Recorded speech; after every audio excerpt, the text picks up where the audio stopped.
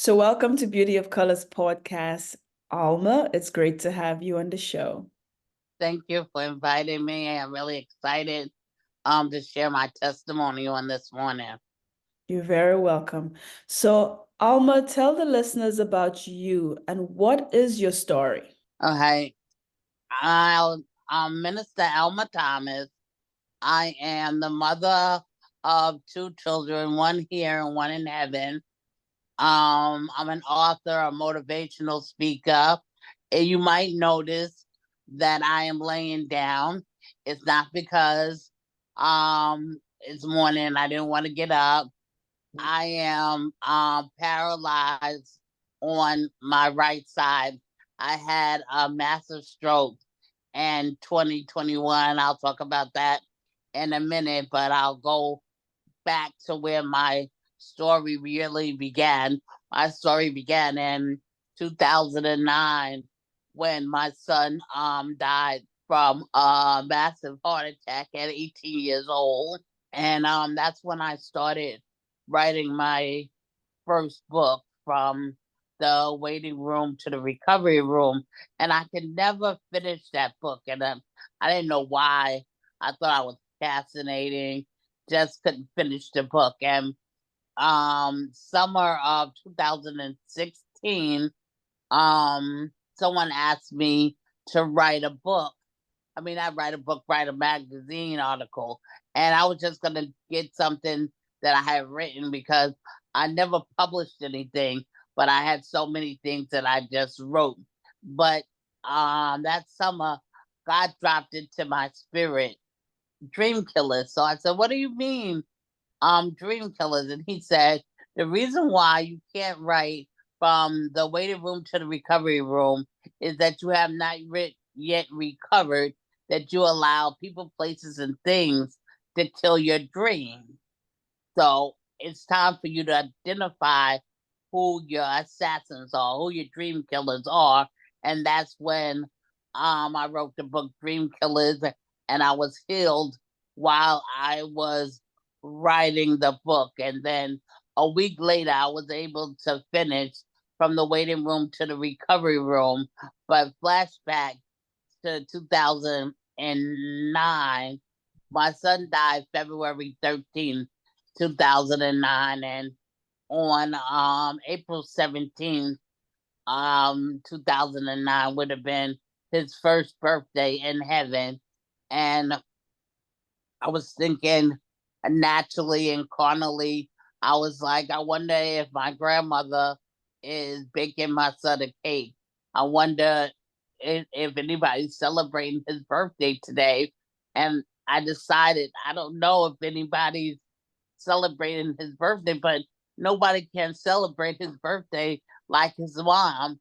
So I decided that on that day that I was gonna go and be with my son. And I poured a whole bunch of pills into my hand. And I was gonna end it all that day and felt like I just wanted to be with my son. Not that I wanted to die, but I wanted to be with my son. And when I put the pills in my hand, a still small voice said, "If you do it, you'll never see him again." And it was at that moment that I decided not to just survive, but I gave myself permission to live again. I felt guilt in living. I felt guilt in laughing. I'm like, how can you laugh when your child is dead?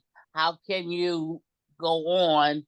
I was ministering and um bringing people peace, but on the inside, I was dying. I was so tired of people saying, "But you're so strong." And I was like screaming out, "Can't they see my weakness?" And so I decided that day that, that is a stigma with mental health in the Black community. A lot of people are suffering in silence because they feel they can't talk to nobody. They don't have it. They're supposed to be strong. Especially Black women, we're taught at an early age to be strong, to handle the weight of the world. We can do it. And that's when I said I need to talk to somebody. Nobody understands what I'm going through. And I went to my job's EAP program and spoke to a therapist, and I realized it's okay not to be okay. It's okay not to be strong 24/7, that you can take off that superwoman cape. Wow, I'm so sorry for your loss, Alma. So the books that you have written, or you said you have written those books.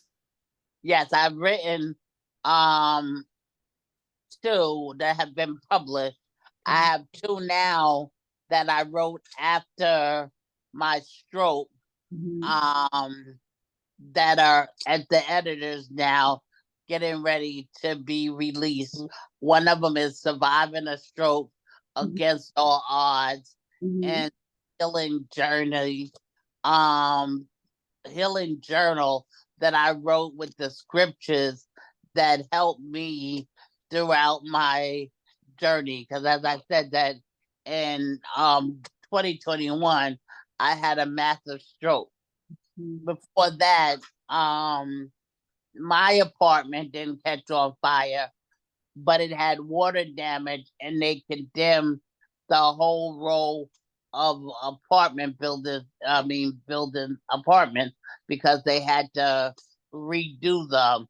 So I found myself displaced for a while, and I went through the whole. You work your whole life, and then you go through the social service process, and it's embarrassing and humiliating. You have to bring your kids with you to the office the day that you're officially homeless. Like before I became when I was staying in hotels and whatever, I was going down there every day, missing work. And they were like, until you're officially homeless, and then they tell you like you can't bring any, you can bring bags, and you have to bring your children with you. And then the first place that they placed me in was full of bed bugs. I was in the hotel for no lie, less than an hour, and me and my daughter was bitten by bed bugs.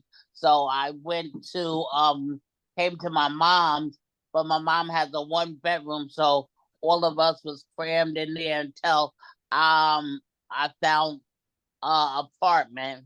Then I had made a permanent decision while I was in a temporary place, and I got married, and that didn't work out. I found out that he was a substance abuser, and then the stroke. I had the stroke on April 23rd, 2021, and I was in a rehab for 2 years. I just came home a year ago, and the reason why I am in my bed right now doing this interview is because one side of my body is still weak. I'm working on it.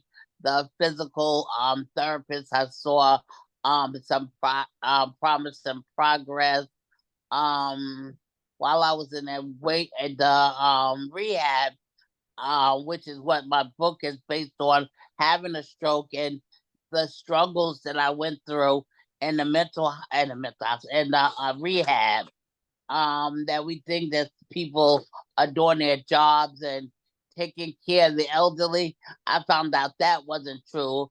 Even though I had a voice and I had a family that was calling and supporting me, they still were doing things like not changing me, feeding me food that I was allergic to, giving me racist roommates. The first time I came, I was born in Mississippi, but I left there at an early age. I used to spend my summers in Alabama.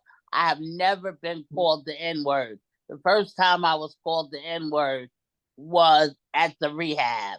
So there I am today, and I wrote Surviving a Stroke, Against All Odds, and I wrote a Bible study book for a Bible study course that I teach. The reason why I do these interviews from my bed is that I want to inspire someone, empower someone that no matter what you go through in life, that God still has a plan and a purpose for your life. Don't give up on your dreams just because you had some bad chapters in your life. Because the great thing about that is if you don't give up, you can always turn the page and it's a blank page and you can rewrite your story all over again. That is so true, Alma. So, Alma, how did you get into ministry? It's funny. My son was 2 years old at the time, and we wasn't going to church. I knew that there was something different about me. There's a lot of things I didn't find satisfaction in, but I wasn't going to church. And at 2, my son said to me, I was worried about something. And he came up to me and he said, oh, he came up to me and he was like, Mommy, don't worry. Don't worry. God got us. And I went to a boutique, and the lady at the boutique said to me, get this baby in church. He has a special call on his life. So I began going to church and grew him up in church. And God called me into the ministry, and I was like, is this, really God? Am I really called in to the ministry? And then I prayed it. I said to God, God, if you are calling me, I want to be anointed. I just don't want people to talk and say she's a good speaker, but I want lives to be transformed and changed by my testimony. And God asked me, He said, how bad do you want it? So through each bad chapter that I went through in my life, I said to God, God, is it bad enough yet? Is it bad enough yet? Is it bad enough yet? Do I want it bad enough yet? So that's how I started in ministry. And over 20 years ago is when I answered the call. So, Alma, how can the listeners get in touch with you? What is your website, and where can they get a copy of your books? Okay. Right now they're on Amazon, but I'm gonna put them on my new website so people can order my books and my t-shirts and stuff from me. So it will help towards my stroke recovery. I want to get a van that my wheelchair can go into so I can start going outside and going places. So like I said, my website is under construction. I will when I get my new website, I will post it on my Facebook page. My Facebook is Facebook Alma Thomas is one, and I have another Facebook which is my author ministry page. So I have one that's just Alma Thomas, and one that is Alma Thomas ministry author page. And Instagram 830. And you can reach me on Facebook and message me, and I will message you back. Okay, well, thank you, Alma, for this information. Do you have any last words for the listeners on staying focused and not giving up on themselves? Whatever dreams that you have placed in your belly, whatever it is that you want to do, whether it's go back to school, write a book, write a song, paint a picture, whatever it is that you want to do that keeps you up at night, your purpose. Don't give up on your purpose, because God has a plan and a purpose for your life, which we know from Jeremiah 29:11. Don't give up.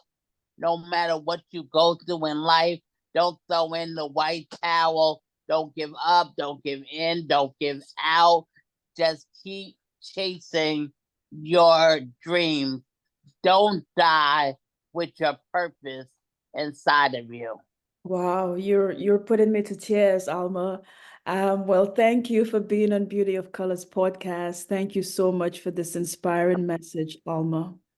Thank you for inviting me, because if one person can start chasing their dreams after listening to my story, then my life won't be in vain. Amen to that. Amen.